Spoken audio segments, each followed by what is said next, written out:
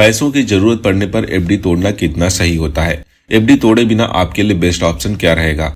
जी हाँ दोस्तों, कभी कभी जिंदगी हमें ऐसे मोड़ पर लाकर खड़ा कर देती है जब अचानक पैसों की जरूरत महसूस होती है।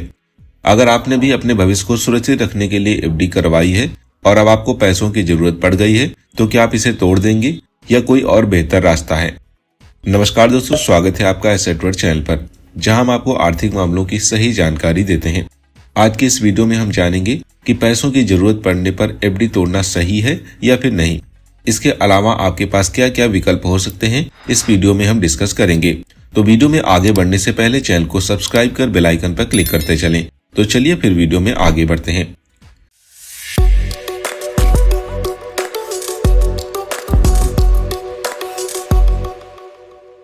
पहले तो हम बात करेंगे एफडी तोड़ने के नुकसान। दोस्तों, एफडी को वक्त से पहले तोड़ना कई बार घाटे का सौदा साबित हो सकता है। आइए जानते हैं कैसे। सबसे पहले तो ब्याज दर का नुकसान। एफडी तोड़ने पर बैंक आपको जो निर्धारित ब्याज दर होता है उससे कम ब्याज देता है। कुछ मामलों में तो यह ब्याज दर सेविंग अकाउंट की ब्याज दर के बराबर या फिर उससे कम भी हो सकती है, तो इसलिए इसका विशेष ध्यान रखें। इसके साथ ही आपको पेनाल्टी चार्जेस भी लगाए जाते हैं। ज्यादातर बैंक जो होते हैं एफडी को समय से पहले तोड़ने पर पेनाल्टी वसूलते हैं। यह पेनाल्टी आपकी कुल राशि और एफडी की समय सीमा पर डिपेंड करता है। लॉन्ग टर्म में भी आपको नुकसान देखने को मिलता है, जैसे कि एफडी को बीच में तोड़ने से आपका जो लॉन्ग टर्म का निवेश होता है वो अधूरा रह जाता है। तो अगर आप पैसों की कमी से जूझ रहे हैं तो एफडी तोड़ने का फैसला सोच समझकर ही करें।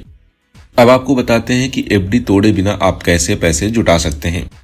दोस्तों, क्या आप जानते हैं एफडी तोड़े बिना भी आप पैसों का इंतजाम कर सकते हैं? जी हाँ, आप ऐसा कर सकते हैं। तो आइए फिर जानते हैं कैसे कर सकते हैं। एफडी पर लोन लेना। जी हाँ दोस्तों, अधिकांश बैंक आपको एफडी की राशि के खिलाफ लोन देने का विकल्प देते हैं। यह लोन जो आपकी एफडी की कुल राशि होती है उसमें से 75 से 90% तक का आप लोन ले सकते हैं। ब्याज दर भी यहाँ पर कम होती है क्योंकि यह एक सुरक्षित लोन होता है। इसके साथ ही आपको ओवरड्राफ्ट की सुविधा मिलती है। कुछ बैंक एफडी पर ओवरड्राफ्ट की भी सुविधा देते हैं।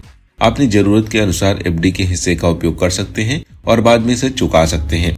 एफडी पर लोन लेना या फिर ओवरड्राफ्ट का उपयोग करना पैसों की जरूरत को पूरा करने का सबसे आसान और किफायती तरीका है। इसमें आपका बेनिफिट होता है। अब बात आती है कि सही फैसला कैसे लें। दोस्तों, जब भी आपको पैसों की जरूरत होती है तो सबसे पहले तो विकल्पों का मूल्यांकन करें। छोटे खर्चों के लिए सेविंग्स का उपयोग करें और एफडी तोड़ने से पहले लोन और ओवरड्राफ्ट जैसे विकल्पों का उपयोग जरूर करें। अगर आप ऐसा करते हैं तो आपका बेनिफिट होगा। और वहीं बड़े खर्चों के लिए सही वित्तीय योजनाएं बनाएं।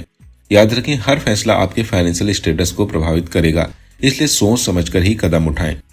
तो दोस्तों, उम्मीद है कि आपको इस वीडियो से पैसों की जरूरत के समय एफडी तोड़ने और उनके अन्य विकल्पों के बारे में जानकारी जरूर मिली होगी। अगर आपको ये वीडियो पसंद आया है तो इसे लाइक करें, शेयर जरूर करें और चैनल को सब्सक्राइब जरूर करें। साथ ही अगर आपका कोई सवाल है तो भी आप कमेंट बॉक्स में पूछ सकते हैं। तो फिर मिलते हैं एक और नई अपडेट के साथ। Bye and take care.